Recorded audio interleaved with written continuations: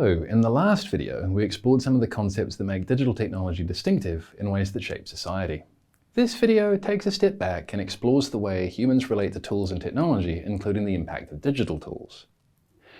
Agency is a vital concept for understanding how humans relate to tools and other technology. Agency is our capacity to act, and that capacity is changed by the tools that we have access to.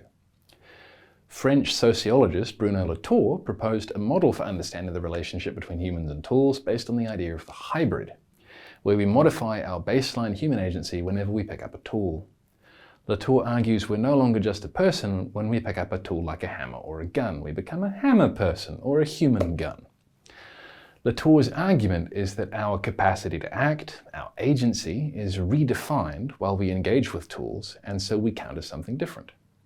We can achieve things with them that we can't achieve without them, but are also limited in some ways as well, pragmatically and socially. Someone carrying a hammer has a hard time with some tasks and definitely shouldn't try climbing a ladder, and somebody with a gun shouldn't try setting up a new bank account. For hammers, the fact that we can accomplish things with them we'd have a hard time doing without them is pretty obvious, but consider computers through the same dynamic. What can computers let us achieve that we can't do without them? We habitually carry rectangles that connect us to a vast repository of information and can record audio, video, and images, and which can perform calculations on large amounts of information. Beyond that, it can connect us to other humans with the same devices, even in what would seem to be isolated rural areas. The agency of a human with no tools, if we drop them into an unfamiliar environment, is very different to the same person with a smartphone.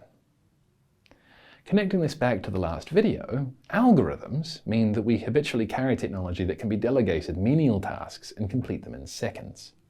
If we don't like the effect, we can hit an undo button and revert to the original before waving our hands and having the invisible gnomes that live in our hand rectangles try some other adjustment for us instead.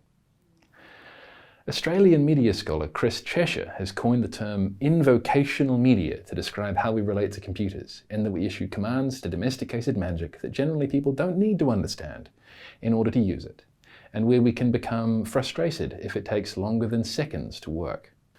Who's seen someone realize they don't know something and just asked, "What is N?" to their browser, or said, "Alexa, explain this"? In many ways, Cheshire's ideas about invocational media reflect back on convergence culture, which was mentioned in the previous video, because most technology and media can be accessed from one kind of collective platform now. Convergence culture, which we'll cover in more detail in week 6, has reduced the costs involved in making and exploring different media forms, since you invest in a computer once rather than requiring new specialist equipment for every different media form. Effectively, the heart of convergence culture is that the computer is a singular multi-tool for a broad range of diverse contexts rather than requiring single-use tools for each kind of media or technical circumstance.